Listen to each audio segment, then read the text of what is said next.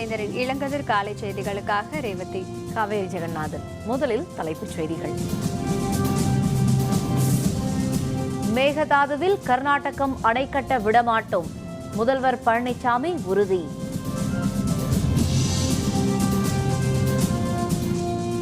இரட்டை இலை சின்னம் எங்களுக்குத்தான், டிடிவி தினகரன் நம்பிக்கை.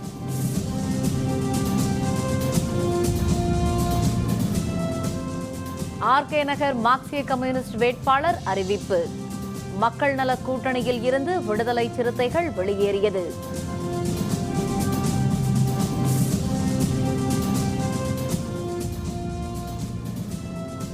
உத்தரப்பிரதேச முதல்வராக யோகி ஆதித்யநாத் தேர்வு. இன்று பிற்பகல் அமைச்சரவை பதவியேற்பு. மேகதாதுவில் கர்நாடகம் அணை கட்ட ஒருபோதும் அனுமதிக்க மாட்டோம் என்று முதல்வர் பழனிசாமி தெரிவித்துள்ளார். தமிழக முதல்வர் பழனிசாமி தனது தொகுதிக்குட்பட்ட எடப்பாடி நகராட்சி மற்றும் கங்கனாபுரம் பகுதிகளில் சுமார் 2,55,00,000 மதிப்பிலான நலத்திட்ட பணிகளை தொடங்கி வைத்தார். பின்னர் செய்தியாளர்களுடன் பேசுகையில் வரும் 23ஆம் தேதி ஆர்கே நகரில் டிடிவி தினகரன் வேட்புமனு தாக்கல் செய்வார் என்றும் அன்று முதல் தொகுதியில் தேர்தல் பிரச்சாரம் மேற்கொள்ளப்படும் என்றும் தெரிவித்தார்.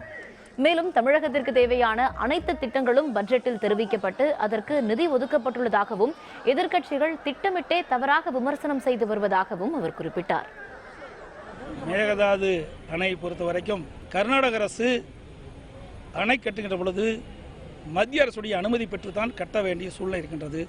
எனவே கர்நாடக அரசு உச்சநீதிமன்றத்திலும் மத்திய அரசிடம் கட்டுகின்ற பொழுது அதை தெரிவிப்பேன் என்று தெரிவித்துக்கின்றார்கள். ஆகவே உச்சநீதிமன்றத்திலே இப்பொழுது காவிரி சம்பந்தப்பட்ட வழக்கு நடைபெற்றுக் கொண்டிருக்கின்றது. மேகதாதுவிலே கட்டுவதற்கு தமிழக அரசு எந்த காலத்திலும் அனுமதிக்காது என்பதை இந்த நேரத்தில் தெரிவித்துக் கொள்கிறேன். இரட்டை இலை சின்னம் தங்களுக்கு தான் எனவும் ஆர்கே நகர் தொகுதியில் இரட்டை இலை சின்னத்தில்தான் போட்டியிடுவேன் என்றும் அதிமுக துணை பொதுச் செயலர் டிடிவி தினகரன் தெரிவித்துள்ளார். மறைந்த முதல்வர் ஜெயலலிதாவின் 69வது பிறந்தநாள் விழாவை முன்னிட்டு மாணவ மாணவிகளுக்கான பரிசளிப்பு விழா திருவண்ணாமலையில் நடைபெற்றது. இதில் கலந்து கொண்டு பரிசுகளை வழங்கிய டிடிவி தினகரன் பின்னர் செய்தியாளர்களுடன் பேசினார். அப்போது சட்டப்பேரவை உறுப்பினர்கள், நாடாளுமன்ற உறுப்பினர்கள், பொதுக்குழு உறுப்பினர்கள் என 95% பேர் தங்களுடன் தான் உள்ளனர் என்று தெரிவித்தார். மேலும் இடைத்தேர்தல் வந்ததால் தான் சின்னம் பற்றிய பிரச்சனையை பேசப்படுவதாகவும் அவர் குறிப்பிட்டார். இரட்டை இலை சின்னம் எங்களிடம் இருக்கிறது, அது எங்களிடம்தான் இருக்கும். சட்டமன்ற உறுப்பினர்களின் அதிக மெஜாரிட்டியும் பாராளுமன்ற உறுப்பினர்களின் மெஜாரிட்டியுமானவர்களும் கழகத்தின் பொதுக்குழு உறுப்பினர்கள், செயற்குழு உறுப்பினர்களில் 90% மேல் எங்களுடன் இருக்கும் பொழுது இரட்டை இலை எங்களிடம்தான் இருக்கும். இரட்டை இலை சின்னத்தில் தான் நான் ஆர்கே நகர் தேர்தலிலே போட்டியிடுவேன். ஆர்கே நகர் தொகுதி இடைத்தேர்தலில் மார்க்சிய கம்யூனிஸ்ட் கட்சி சார்பில் வடசென்னை மாவட்ட செயற்குழு உறுப்பினர் லோகநாதன் போட்டியிட உள்ளதாக மார்க்சிய கம்யூனிஸ்ட் கட்சி மாநில செயலர் ஜி ராமகிருஷ்ணன் அறிவித்தார். சென்னை தியாகராய நகரில் உள்ள மார்க்சிய கம்யூனிஸ்ட் கட்சி தலைமை அலுவலகத்தில் மக்கள் நல கூட்டு இயக்கத்தின் ஆலோசனைக் கூட்டம் நடைபெற்றது. அதில் அக்கட்சியின் தமிழ் மாநில செயலர் ஜி ராமகிருஷ்ணன், கம்யூனிஸ்ட் கட்சி செயலர் முத்தரசன், விடுதலை சிறுத்தைகள் கட்சி தலைவர் தொல் திருமாவளவன் ஆகியோர் கலந்து கொண்டனர். இந்த கூட்டத்திற்கு பின்பு செய்தியாளர்களுடன் பேசிய மார்க்சிஸ்ட் கம்யூனிஸ்ட் கட்சி மாநில செயலர் ஜி ராமகிருஷ்ணன், ஆர்கே நகர் இடைத்தேர்தலில் போட்டியிடுவது தொடர்பாக மக்கள் நல கூட்டு இயக்கத்தில் கருத்து வேறுபாடு ஏற்பட்டுள்ளதாக தெரிவித்தார். மக்கள் நலன் சார்ந்த ஒரு கொள்கைக்காக போராட ஒரு மாற்று தேவைப்படுகிறது. மாற்று தேவை என்ற அடிப்படையில் தான் மார்க்சிஸ்ட் கம்யூனிஸ்ட் கட்சி சார்பாக நடைபெற உள்ள ஆர்கே நகர் சட்டப்பேரவை தொகுதி இடைத்தேர்தலில் மார்க்சிஸ்ட் கம்யூனிஸ்ட் கட்சியினுடைய வடசென்னை மாவட்ட செயற்குழு உறுப்பினர், கட்சியினுடைய ஆர்கே நகர் தொகுதியினுடைய பகுதிக்குழு உறுப்பினர் எங்கள் தோழர் ஆர் லோகநாதன் அவர்களை வேட்பாளராக நாங்கள் நிறுத்துகிறோம். ஆர்கே நகர் இடைத்தேர்தலில் ஆதரவளிப்பது தொடர்பாக மக்கள் நல கூட்டு இயக்கத்தின் முடிவு குறித்து இன்று அறிவிக்கப்படும் என இந்திய கம்யூனிஸ்ட் கட்சி மாநில செயலர் முத்தரசன் தெரிவித்தார். சென்னை தியாகராய நகரில் உள்ள அக்கட்சி அலுவலகத்தில் செய்தியாளர்களிடம் பேசிய அவர், ஆர்கே நகர் தொகுதி இடைத்தேர்தலில் மக்கள் நல கூட்டு இயக்கத்தின் முடிவு குறித்து இன்று அறிவிக்கப்படும் என தெரிவித்தார். இதனிடையே மக்கள் நல கூட்டு இயக்கத்திலிருந்து விடுதலை சிறுத்தைகள் விலகிவிட்டதாக அக்கட்சி வட்டார தகவல்கள் தெரிவித்துள்ளது. விடுதலை சிறுத்தைகள் கட்சியினுடைய தலைவர்கள் தோழர் திருமாவளவன், ரவிக்குமார் இவர்களோடு கலந்து பேசி எத்தகைய முடிவை நாங்கள் இருவரும் மேற்கொள்ள இருக்கிறோம் என்பது குறித்து முறையாக தெரிவிப்பது என்று நாங்கள் முடிவு செய்திருக்கிறோம். ஆர்கே நகர் தொகுதி இடைத்தேர்தலில் இதுவரை 9 பேர் வேட்புமனுக்கள் தாக்கல் செய்துள்ளனர். 114 வேட்புமனுக்களை பெற்றுச் சென்றுள்ளனர். ஆர்கே நகர் சட்டப்பேரவை தொகுதிக்கு வரும் ஏப்ரல் 12ஆம் தேதி இடைத்தேர்தல் நடைபெறவுள்ளது. அங்கே பன்னீர்செல்வம் தலைமையிலான அதிமுக சார்பில் மதுசூதனன், சசிகலா தலைமையிலான அதிமுக சார்பில் டிடிவி தினகரன், திமுக சார்பில் மருது கணேஷ், தேமுதிக சார்பில் மதிவாணன், பாரதிய ஜனதா சார்பில் கங்கை அமரன், தீபா பேரவை சார்பில் தீபா, மார்க்சிய கம்யூனிஸ்ட் சார்பில் லோகநாதன் ஆகியோர் போட்டியிடுகின்றனர். இந்த தொகுதியில் வேட்புமனு தாக்கல் கடந்த 16ஆம் தேதி தொடங்கியது. 23ஆம் தேதி வரை மனு தாக்கல் நடைபெற உள்ளது. தற்பொழுது தேமுதிக வேட்பாளர் மதிவாணன் உள்பட 9 சுயேட்சைகள் வேட்பாளர்கள் மனு தாக்கல் செய்துள்ளனர். டிடிவி தினகரன் வரும் 23ஆம் தேதி வேட்புமனு தாக்கல் செய்யப் போவதாக அறிவித்துள்ளார். திமுக வேட்பாளர் மருது கணேஷும் அடுத்த வாரம் வேட்புமனு தாக்கல் செய்ய இருக்கிறார். இதனிடையே ஆர்கே நகர் இடைத்தேர்தல் நடத்தும் அலுவலராக நியமிக்கப்பட்டிருந்த பத்மஜா தேவி மாற்றப்பட்டு அவருக்கு பதிலாக பிரவீன் நாயர் IAS நியமிக்கப்பட்டுள்ளார்.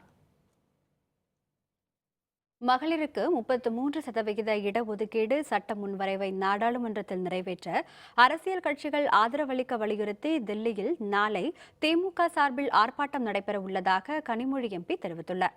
இது தொடர்பாக தில்லியில் செய்தியாளர்களுடன் பேசிய கனிமொழி, மகளிர் இடஒதுக்கீடு சட்ட முன்வரைவு கடந்த 20 ஆண்டுகளாக நிலுவையில் உள்ளதாக தெரிவித்தார். அரசியலில் பெண்களுக்கு முன்னுரிமை அளிக்க வேண்டும் என பிரதமர் மோடி பல கூட்டங்களில் பேசி வருவதாகவும், பாரதிய ஜனதா மனது வைத்தால் நிச்சயம் மகளிர் இடஒதுக்கீடு சட்ட முன்வரைவை நிறைவேற்ற முடியும் என்றும் தெரிவித்தார். 20 ஆண்டுகளாக மகளிர் மசோதா நிலுவையிலேயே இருக்கிறது. இவ்வளவு நீண்ட போராட்டத்திற்கு பல மகளிர் குழுக்களும் பல இயக்கங்களும் திராவிட முன்னேற்ற கழகம் தொடர்ந்து இதை பற்றி குரல் கொடுத்து கொண்டிருந்தும் இந்த மசோதா நிறைவேற்றப்படவே இல்லை. அதன் தொடர்ச்சியாக திராவிட முன்னேற்ற கழக மகளிர் அணி இங்கே டெல்லியிலே ஒரு ஆர்ப்பாட்டத்தை ஏற்பாடு செய்திருக்கிறது. தமிழ்நாட்டிலிருந்து மகளிர் அணியைச் சேர்ந்த பெண்கள் இங்கே அந்த ஆர்ப்பாட்டத்திலே பங்கேற்றுக் கொள்ள வருகிறார்கள். உத்தரப்பிரதேச மாநில முதல்வராக யோகி ஆதித்யநாத் தேர்வு செய்யப்பட்டுள்ளதை அடுத்து லக்னோவில் இன்று பதவியேற்பு அரசு விழா நடைபெறுகிறது. பிரதமர் மோடி, பாரதிய ஜனதா தலைவர் அமித்ஷா உள்பட பலர் இந்த விழாவில் கலந்து கொள்ள உள்ளனர். உத்தரப்பிரதேசத்தில் 7 கட்டங்களாக நடந்த சட்டப்பேரவை தேர்தலில் பாரதிய ஜனதா 312 தொகுதிகளிலும் அதன் கூட்டணி கட்சிகள் 13 தொகுதிகளிலும் வெற்றி பெற்றன. 15 ஆண்டுகளுக்கு பிறகு அம்மாநிலத்தில் புதிய அரசு அமைக்கும் முயற்சியில் பாரதிய ஜனதா முனைப்புடன் ஈடுபட்டு வருகிறது. இந்த நிலையில் லக்னோவில் நேற்று அக்கட்சியின் சட்டமன்ற உறுப்பினர்கள் கூட்டம் நடைபெற்றது. இதில் மேலிட பார்வையாளராக கலந்து கொண்ட மத்திய அமைச்சர் வெங்கையா நாயுடு, கோரக்பூர் தொகுதி மக்களவை உறுப்பினர் யோகி ஆதித்யநாத் சட்டமன்ற கட்சித் தலைவராக தேர்வு செய்யப்பட்டதை அதிகாரப்பூர்வமாக அறிவித்தார். மேலும் அம்மாநில பாரதிய ஜனதா கட்சி தலைவர் கேசவ பிரசாத் மௌரியா மற்றும் தினேஷ் சர்மா ஆகியோர் துணை முதல்வர்களாக தேர்வு செய்யப்பட்டனர். பின்பு யோகி ஆதித்யநாத் உள்ளிட்ட தலைவர்கள் ஆளுநர் ராம்நாயக்கை சந்தித்து புதிய அரசு அமைக்க அழைப்பு விடுக்குமாறு கேட்டுக் கொண்டனர். ஆளுநரின் அழைப்பினை ஏற்று யோகி ஆதித்யநாத் தலைமையில் உத்தரப்பிரதேசத்தில் இன்று புதிய அரசு பதவியேற்கிறது. லக்னோவில் பிற்பகல் நடைபெறும் பதவியேற்பு விழாவில் பிரதமர் நரேந்திர மோடி, பாரதிய ஜனதா கட்சி தலைவர் அமித்ஷா மற்றும் மத்திய அமைச்சர்கள் பலர் கலந்து கொள்கின்றனர். உத்தரப்பிரதேச மாநிலத்தின் புதிய முதல்வராக யோகி ஆதித்யநாத் தேர்வு செய்யப்பட்டுள்ளது மத சார்பின்மைக்கு எதிரான தாக்குதல் என காங்கிரஸ் கட்சி கண்டனம் தெரிவித்துள்ளது. உத்தரப்பிரதேசத்தின் புதிய முதல்வராக யோகி ஆதித்யநாத் நேற்று லக்னோவில் நடைபெற்ற பாரதிய ஜனதா கட்சி MLAக்கள் கூட்டத்தில் தேர்வு செய்யப்பட்டார். யோகி தேர்வு குறித்து புதுதில்லியில் செய்தியாளர்களிடம் பேசிய காங்கிரஸ் கட்சியின் மூத்த தலைவர் வீரப்ப மொய்லி, மத சார்பின்மைக்கு எதிரான தாக்குதல் இது என கண்டனம் தெரிவித்தார். பஞ்சாபில் புதிதாக பதவியேற்றுள்ள காங்கிரஸ் முதல்வர் அம்ரீந்தர் சிங் தலைமையிலான முதல் அமைச்சரவை கூட்டத்தில் VIP கலாச்சாரத்தை முடிவுக்கு கொண்டு வரும் வகையில் முடிவுகள் எடுக்கப்பட்டுள்ளன. பஞ்சாப் மாநில புதிய முதல்வராக காங்கிரஸ் கட்சியைச் சேர்ந்த கேப்டன் அம்ரீந்தர் சிங் நேற்று முன்னால் பதவியேற்றார். அவருடைய முதல் அமைச்சரவை கூட்டம் நேற்று நடைபெற்றது. இதில் ஆம்புலன்ஸ், தீயணைப்பு வாகனங்கள், தலைமை நீதிபதி ஆகியோர் மட்டுமே தங்கள் வாகனங்களில் சிகப்பு சுடல் விளக்குகளை கொண்ட சைரன் வைத்திருக்கும் வாகனங்களை பயன்படுத்த வேண்டும் என்றும், அமைச்சர்களோ MLAக்களோ இதுபோன்ற வாகனங்களை பயன்படுத்தக்கூடாது என்றும் முடிவெடுக்கப்பட்டுள்ளது. மேலும் MLAக்களின் சம்பளம் ஒவ்வொரு மாதமும் அரசின் அதிகாரப்பூர்வ இணையதளத்தில் வெளியிடப்படும் என்றும் தெரிவிக்கப்பட்டுள்ளது. மேலும் கோடிக்கணக்கான ரூபாய் செலவில் அமைக்கப்படும் திட்டங்களின் கல்வெட்டில் மாநில முதல்வர் பெயரோ அமைச்சர்கள் பெயரோ இடம்பெறாது என்றும், வரி செலுத்துவோரின் பணத்தால் செயல்படுத்தப்பட்ட திட்டம் என்ற ஒற்றை வரி மட்டுமே கல்வெட்டில் இடம்பெற வேண்டும் என்றும் அமைச்சரவை கூட்டத்தில் முடிவெடுக்கப்பட்டுள்ளது. ஹரியானா மாநிலத்தில் மனேசரில் மாருதி சுசுகி தொழிற்சாலையில் கடந்த 2012ஆம் ஆண்டு தொழிலாளர் போராட்டத்தின் போது வெடித்த வன்முறை குறித்த வழக்கில் 13 பேருக்கு ஆயுள் தண்டனை விதித்து குருகிராமம் மாவட்ட நீதிமன்றம் தீர்ப்பளித்துள்ளது. நாட்டின் மிகப்பெரிய கார் உற்பத்தி தொழிற்சாலையான மாருதி சுசுகியின் தொழிற்சாலைகளில் ஒன்று ஹரியானா மாநிலம் குருகிராமத்தில் அமைந்திருந்தது. அங்கு 2012ஆம் ஆண்டு பல்வேறு கோரிக்கைகளை வலியுறுத்தி தொழிலாளர்கள் நடத்திய போராட்டத்தில் வன்முறை வெடித்தது. ஆலையின் ஒரு பகுதிக்கு தீ வைக்கப்பட்டது. இதில் ஆலையின் மனிதவள பிரிவு மேலாளர் ஆலை வளாகத்திலேயே எரித்துக் கொல்லப்பட்டார். ஆலையில் பணிபுரிந்த 100க்கும் மேற்பட்ட அலுவலர்களும் ஊழியர்களும் காயத்துடன் மருத்துவமனையில் அனுமதிக்கப்பட்டனர். இது தொடர்பான வழக்கு குருகிராமம் மாவட்ட நீதிமன்றத்தில் நடைபெற்று வந்தது. இந்த வழக்கில் மொத்தம் 148 பேர் மீது கொலை மற்றும் கொலை முயற்சியில் ஈடுபடுதல் போன்ற பிரிவுகளில் வழக்கு பதிவு செய்யப்பட்டிருந்தது. அவர்களில் 31 பேர் மீதான குற்றம் நிரூபிக்கப்பட்டது. குற்றம் நிரூபிக்கப்படாத 117 பேர் விடுதலை செய்யப்பட்டனர். குற்றவாளிகளில் 13 பேருக்கு ஆயுள் தண்டனை வழங்கி தீர்ப்பளித்த நீதிமன்றம் 4 பேருக்கு 5 ஆண்டுகள் சிறை தண்டனையும் 14 பேருக்கு அபராதமும் விதித்தது. पहले 13 लोग हैं जो 13 एक्यूज थे जो 302 में कन्विक्ट हुए हैं और 307, 436, 323, 423, 120 बी, 325 इनको लाइफ इम्प्रिजनमेंट दी गई है. लाइफ इम्प्रिजनमेंट के साथ इनको इन डिफॉल्ट फाइन है जो 5,000 रुपये और 4 मंथ्स की इम्प्रिजनमेंट. இடைத்தேர்தலில் பணப்பட்டுவாடாவை கட்டுப்படுத்த வேண்டும். காங்கிரஸ் தலைவர் திருநாவுக்கரசர் வலியுறுத்தல். விவரம் விளம்பர இடைவேளைக்கு பிறகு.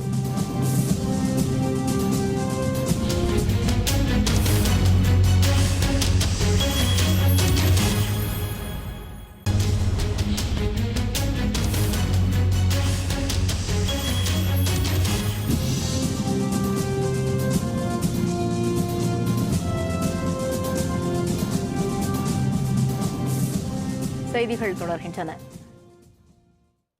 ஆசிரியர்களின் குறைகளை களையும் வகையில் விரைவில் அனைத்து ஆசிரியர் சங்க பிரதிநிதிகளையும் சந்தித்து பேச உள்ளதாக பள்ளிக்கல்வித்துறை அமைச்சர் செங்கோட்டையன் தெரிவித்துள்ளார்.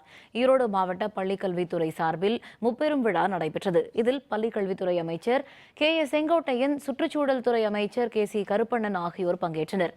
விழாவில் பேசிய அமைச்சர் செங்கோட்டையன், வகுப்பறைகளை சுத்தமாக வைத்துக் கொள்ளும் வகையிலான திட்டத்தை சட்டப்பேரவையில் கல்வித்துறை மானிய கோரிக்கையின் போது அறிவிக்க உள்ளதாக தெரிவித்தார். நிறைய அமைப்புகள் இருக்காங்க. இந்த அமைப்புகள் பூராமே கோரிக்கை வைக்கிறாங்க. என்னென்ன கோரிக்கைங்கிறதுக்கு வச்சு அந்த அமைப்புடைய தலைவர்களெல்லாம் அழைச்சி, அந்த அசோசியேஷனுடைய தலைவர்கள் அழைச்சி என்னென்ன நாங்கள் எங்கேனாலும் வந்து அந்த அரசாங்கம் அதை கன்சிடர் விட முடியுமோ அது வர்ற பட்ஜெட்டில் நாங்கள் வந்து அதுக்கு ப்ரொவிஷன் கொடுக்குறதுக்கு என்னென்ன வாய்ப்புகள் இருக்கோ அதை செய்யலான்ட்டு இருக்கிறோம். சென்னை ஆர்கே நகர் தொகுதி இடைத்தேர்தலில் ஆளும் கட்சி சார்பில் பணப்பட்டுவாடா செய்யப்படுவதை தடுக்க தேர்தல் ஆணையம் நடவடிக்கை எடுக்க வேண்டும் என தமிழக காங்கிரஸ் தலைவர் திருநாவுக்கரசர் வேண்டுகோள் விடுத்துள்ளார். கோயம்புத்தூரிலிருந்து விமானம் மூலம் சென்னை திரும்பிய அவர் விமான நிலையத்தில் செய்தியாளர்களுடன் பேசியபோது இதனை தெரிவித்தார். ஆர்கே நகர் தொகுதி இடைத்தேர்தலில் நியாயமான முறையில் வாக்குப்பதிவு நடைபெற தேர்தல் ஆணையம் முனைப்பான நடவடிக்கை எடுக்க வேண்டும் என திருநாவுக்கரசர் வேண்டுகோள் விடுத்தார். பொது தேர்தலையும் பண விநியோகம் இருந்தது. ஒவ்வொரு இடைத்தேர்தலையும் நடக்குது. தமிழ்நாட்டில் வந்து இப்போ முந்தைய விட ஜாஸ்தி ஆகிட்டு இருக்கு. இதெல்லாம் வந்து தேர்தல் ஆணையம் தான் கண்காணிக்கணும். தேர்தல் வந்து முறையாக நடக்கிற விதத்திலையும், மக்கள் வந்து யாரை விரும்புகிறார்களோ விரும்புகிறவர்களுக்கு வாக்களிக்கிற விதத்திலையும் சரியான முறையில் தேர்தல் நடப்பதற்கு தேர்தல் ஆணையம் உரிய நடவடிக்கைகளை மேற்கொள்ள வேண்டும்.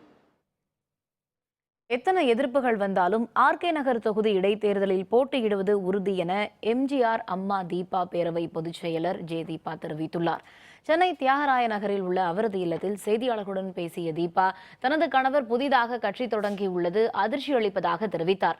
அவரை பின்னணியில் இருந்து யாரோ இயக்குவதாகவும் தீபா குற்றம் சாட்டினார். தீபா பேரவை கலைக்கப்படவில்லை என்றும் தான் ஆர்கே நகர் தொகுதியில் போட்டியிடுவது பிடிக்காமல் யாரோ சதி செய்வதாகவும் அவர் குறிப்பிட்டார். பேரவையை தொடங்கி 22 நாட்களே ஆகின்றது.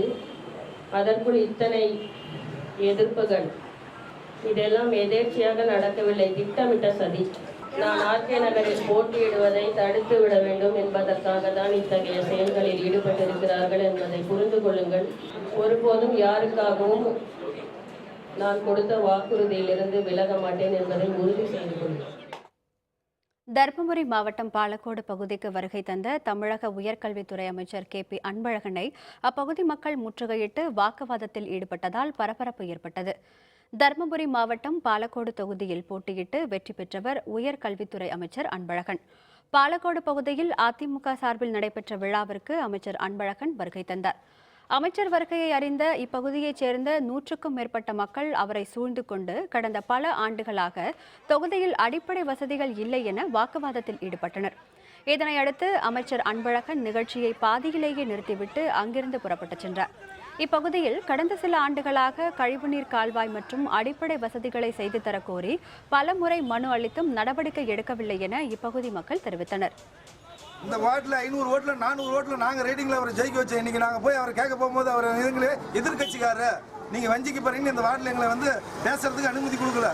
நியாயமான தண்ணி வரது இல்லைங்க. 15 நாளைக்கு ஒரு முறை தண்ணி வருதுங்க. அது ஒழுங்கான கொசு தொல்லை. இந்த தொகுதியில் வந்து என்னவே எந்த சாலை வசதி இல்லை. ஹைட்ரோ கார்பன் திட்டத்திற்கு எதிர்ப்பு தெரிவித்து புதுக்கோட்டை மாவட்டம் வடகாட்டில் 15வது நாளாக இன்றும் போராட்டம் தொடர்கிறது. ஹைட்ரோ கார்பன் திட்டத்திற்கு எதிராக வடகாட்டில் 15வது நாளாகவும் நல்லாண்டர் கொல்லையில் 32வது நாளாகவும் கிராம மக்கள் போராட்டத்தில் ஈடுபட்டுள்ளனர். இந்த நிலையில் நேற்று வடகாடு கிராம மக்கள் வீடுகளை காலி செய்து ஆடு மாடுகளுடன் அகதிகளாக வெளியேறும் போராட்டத்தில் ஈடுபட்டனர். தோழன்பட்டி, இஸ்லாமியர் தெரு, தனலட்சுமிபுரம் ஆகிய பகுதிகளைச் சேர்ந்த மக்கள் சந்தைப்பேட்டையில் இருந்து ஊர்வலமாக புறப்பட்டு போராட்டம் நடைபெறும் இடத்திற்கு சென்றனர். ஹைட்ரோ கார்பன் திட்டத்தை முழுமையாக கைவிடும் வரை தங்களது போராட்டம் தொடரும் எனவும் அவர்கள் தெரிவித்துள்ளனர். இதே கோரிக்கையை வலியுறுத்தி நல்லாண்டர் கொல்லை கிராம மக்களும் 32வது நாளாக காத்திருப்பு போராட்டத்தில் ஈடுபட்டுள்ளனர். நேற்று 50க்கும் அதிகமான பெண்கள் மற்றும் குழந்தைகள் பிச்சை எடுக்கும் போராட்டத்திலும் ஈடுபட்டனர். திருப்பூரில் பணிபுரிய வரும் வட மாநில தொழிலாளர்கள் அனைவருக்கும் தொடர்புடைய நிறுவனங்கள் அல்லது காவல்துறையினர் மூலமாக அடையாள அட்டை வழங்க வேண்டும் என சமூக ஆர்வலர்கள் கோரிக்கை விடுத்துள்ளனர். திருப்பூர் மாவட்டத்தில் பின்னலாடை உற்பத்தி நிறுவனங்களில் 3 லட்சத்திற்கும் மேற்பட்ட வட மாநில இளைஞர்கள் பணிபுரிந்து வருகின்றனர். இவர்களுக்கு அடையாள அட்டை முறையாக வழங்கப்படுவதில்லை எனவும் இதனால் குற்றச்சம்பவங்களில் தொடர்புடையவர்களும் வங்கதேசத்தினை சேர்ந்தவர்களுக்கு புகலிடமாக திருப்பூர் மாறி வருவதாக சமூக ஆர்வலர்கள் குற்றம் சாட்டுகின்றனர். எனவே வேலை தேடி வரும் வட மாநில தொழிலாளர்களிடம் முறையாக ஆவணம் பெற்று அடையாள அட்டை வழங்கி வேலைக்கு அமர்த்த வேண்டும் எனவும் இதனை தொழிலாளர் நலத்துறை மற்றும் காவல்துறையினர் உறுதிப்படுத்த வேண்டும் என்றும் சமூக ஆர்வலர்கள் கோரிக்கை விடுத்துள்ளனர். தொழில் நகரமான திருப்பூரில் பார்த்தீங்கன்னா நிறைய வடமாநிலத்தவர் வேலைக்கு வர்றாங்க. அவங்க கூட இந்த பங்களாதேஷ், பாகிஸ்தான்லேருந்து நிறைய பேர் ஆளுங்க வர்றாங்க. ஒரு வருடம் விசா காலம் முடிஞ்சு கூட அவங்க போகிறதில்ல. 3 வருஷம் 4 வருஷமாக கூட இருந்து கூட போன வாரம் ஒரு பையன் பிடிபட்டார், பங்களாதேஷ் பையன். காவல்துறை இது சரியாக கண்டுக்கிறதில்ல. அதே போல் பணி நிறுவனங்கள் வேலைக்கு சேர்த்துக்கிறாங்க, அவங்ககிட்ட முறையாக ரெக்கார்டு வாங்குறதில்ல அந்த பசங்கள்கிட்டலாம். இதனால் என்னென்னா சமூக விரோத செயல்கள் திருப்பூரில் அதிக அளவு நடந்துக்கிட்டே இருக்குது. அதனால் காவல்துறையும் பணி நிறுவனங்களும் இதுக்கு நடவடிக்கை எடுத்து யார் யார் வர்றாங்க அப்படிங்கிறத செய்யணுன்றதான் எங்களோட வேண்டுகோளாக இருக்குது. ஈரோடு மற்றும் அதன் சுற்றுவட்டார பகுதிகளில் நேற்றிரவு பெய்த கனமழையினால் வெப்பம் தணிந்து குளிர்ச்சி நிலவியது. இதனால் அப்பகுதி மக்கள் மகிழ்ச்சியடைந்தனர். ஈரோடு மாவட்டம் முழுவதும் கடந்த சில நாட்களாக பகல் பொழுதுகளில் வெயில் கொளுத்தி வந்தது. கடுமையான வெப்பம் நிலவி வந்ததால் மக்கள் பெரும் அவதிக்கு ஆளாகினர். இந்த நிலையில் நேற்றிரவு 9 மணி அளவில் பலத்த காற்று மற்றும் இடி மின்னலுடன் கூடிய கனமழை பெய்தது. சுமார் 1 மணி நேரம் நீடித்த மழை காரணமாக மக்கள் மகிழ்ச்சி அடைந்தனர். மேலும் தொடர்ந்து மழை பெய்து வருவதால் தண்ணீர் பிரச்சினை தீரும் வாய்ப்பிருப்பதாகவும் அவர்கள் மகிழ்ச்சி தெரிவித்தனர். சிவகங்கை மாவட்டம் அரண்மனை சிறுவயலில் நடைபெற்ற இரட்டை மாட்டு வண்டி பந்தயம் பார்வையாளர்களை வெகுவாக கவர்ந்தது. கல்லல் அருகே உள்ள அரண்மனை சிறுவயலில் ஆண்டுதோறும் நடைபெறும் மாட்டு வண்டி பந்தயம் வழக்கம் போல நேற்று நடைபெற்றது. இதில் மதுரை, ராமநாதபுரம் உள்ளிட்ட மாவட்டங்களிலிருந்து 31 இணை மாடுகள் அழைத்து வரப்பட்டன. பெரிய மாடு, சிறிய மாடு என 2 பிரிவுகளில் போட்டிகள் நடத்தப்பட்டன. அரண்மனை சிறுவயலிலிருந்து சீறி பாய்ந்து சென்ற மாட்டு வண்டிகள் பந்தய தொலைவை மின்னல் வேகத்தில் கடந்தன. போட்டியின் நிறைவில் பெரிய மாடு பிரிவில் நகரம்பட்டி வைத்தியா இணை மாடுகளும், சிறிய மாடு பிரிவில் அலங்காநல்லூர் சாந்தனிக்கு சொந்தமான மாட்டு வண்டியும் முதல் இடத்தை பிடித்தன. இந்த போட்டியை உள்ளூர் மட்டுமின்றி சிவகங்கை மாவட்டத்தின் பல்வேறு பகுதிகளைச் சேர்ந்த மக்களும் ஆர்வமுடன் கண்டு ரசித்தனர்.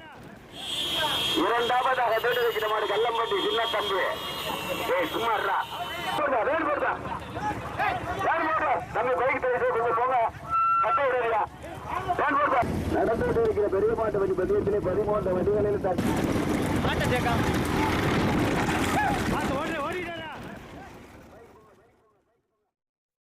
காஞ்சிபுரம் மாவட்டம் கச்சபேஸ்வரர் கோவிலில் பங்குனி மாத 3 நாள் தெப்போற்சவம் நடைபெற்று வருகிறது.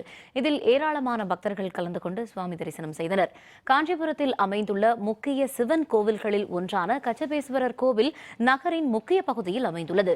இங்கு பங்குனி மாதத்தில் மாவட்ட ஆட்சியர் அலுவலகம் அருகே உள்ள தாயார்குளம் எனும் அழைக்கப்படும் காயஸ்வனிக்கரர் திருக்கோவிலில் தெப்போற்சவம் நடைபெறுவது வழக்கம். இந்த ஆண்டிற்கான பங்குனி மாத 3 நாள் தெப்போற்சவம் நேற்று மாலை துவங்கியது. மாலை 6 மணிக்கு சுந்தராம்பிகை அம்பாளுடன் கச்சபேஸ்வரர் மேளதாளம் முழங்க கோவிலில் இருந்து புறப்பட்டு 4 ராஜ வீதிகளின் வழியாக தாயார் குளத்தை வந்தடைந்த பின் குளத்தில் அலங்கரிக்கப்பட்ட தேரில் எழுந்தருளினார்.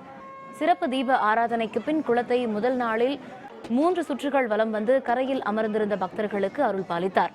இந்த விழாவை காண அருகில் உள்ள பல்வேறு கிராமங்களில் இருந்து நூற்றுக்கணக்கான மக்கள் கூடி சுவாமியை தரிசனம் செய்தனர்.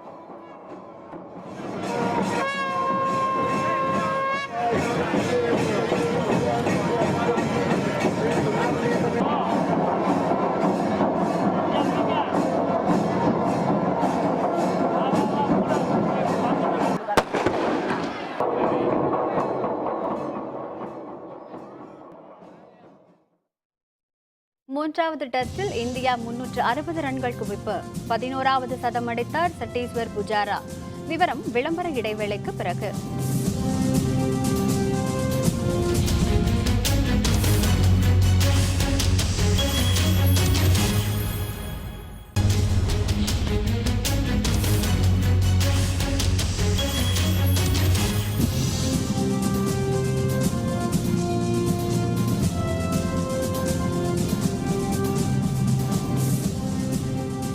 செய்திகள் தொடர்கின்றன.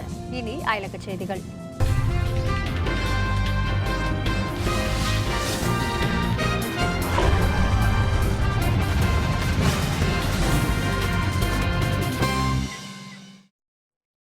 பிரான்சில் காவல்துறையினருக்கு எதிராக துப்பாக்கிச்சூடு நடத்திய முஸ்லிம் நபரை காவலர்கள் சுட்டுக் கொன்றனர்.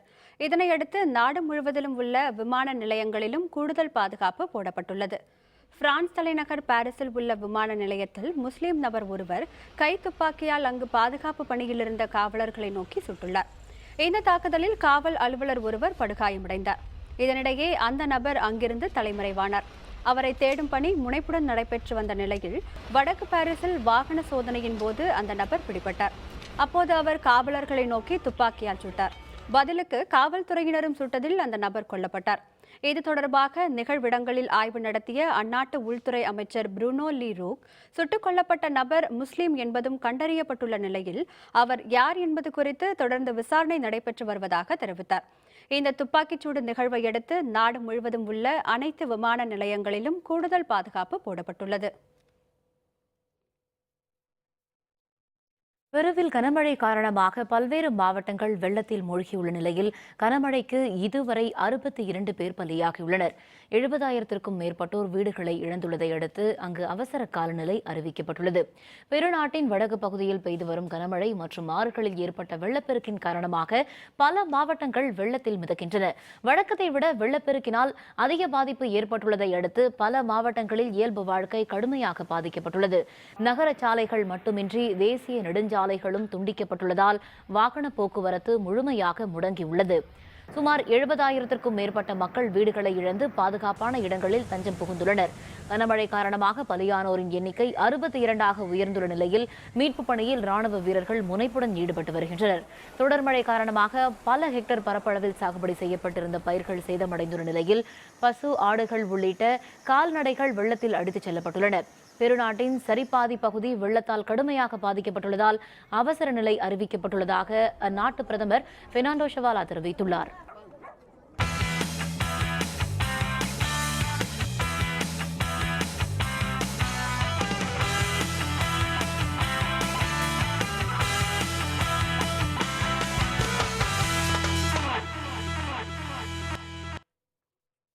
ராஞ்சியில் நடைபெற்று வரும் ஆஸ்திரேலியாவுக்கு எதிரான 3வது டெஸ்ட் கிரிக்கெட் போட்டியில் 3ஆம் நாள் ஆட்ட நேர முடிவில் இந்திய அணி 6 விக்கெட் இழப்பிற்கு 360 ரன்கள் எடுத்துள்ளது. இந்தியா ஆஸ்திரேலியா அணிகள் மோதும் 3வது டெஸ்ட் போட்டி ஜார்க்கண்ட் மாநிலம் ராஞ்சியில் நடைபெற்று வருகிறது. டாஸ் வென்று பேட்டிங்கை தேர்வு செய்த ஆஸ்திரேலிய அணி முதல் இன்னிங்ஸில் அனைத்து விக்கெட்டுகளையும் இழந்து 451 ரன்கள் எடுத்தது. இதையடுத்து நேற்று முன்னாள் முதல் இன்னிங்ஸை தொடங்கிய இந்திய அணி ஆட்ட நேர முடிவில் ஒரு விக்கெட் இழப்பிற்கு 120 ரன்கள் எடுத்திருந்தது. தொடர்ந்து மூன்றாவது நாள் ஆட்டத்தை தொடர்ந்த இந்திய அணி ஆட்ட நேர முடிவில் 6 விக்கெட் இழப்பிற்கு 360 ரன்கள் எடுத்துள்ளது. டெஸ்ட் போட்டியில் தனது 11வது சதம் அடித்த சத்தீஸ்கர் புஜாரா 130 ரன்களுடனும் விருத்திமான் சஹா 18 ரன்களுடனும் களத்தில் உள்ளனர். ஆஸ்திரேலிய அணி தரப்பில் பேட் கமின்சன் 4 விக்கெட்டுகளை வீழ்த்தினார். இந்திய அணிக்கு 4 விக்கெட்டுகள் உள்ள நிலையில் 91 ரன்கள் பின்தங்கியுள்ளது.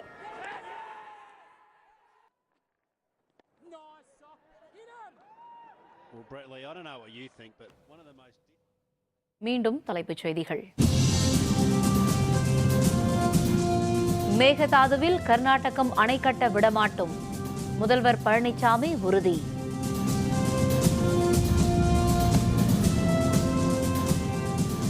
இரட்டை இலை சின்னம் எங்களுக்குத்தான், டிடிவி தினகரன் நம்பிக்கை.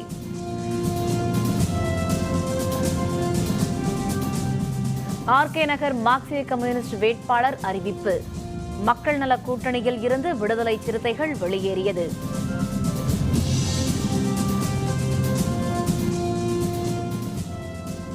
உத்தரப்பிரதேச முதல்வராக யோகி ஆதித்யநாத் தேர்வு, இன்று பிற்பகல் அமைச்சரவை பதவியேற்பு.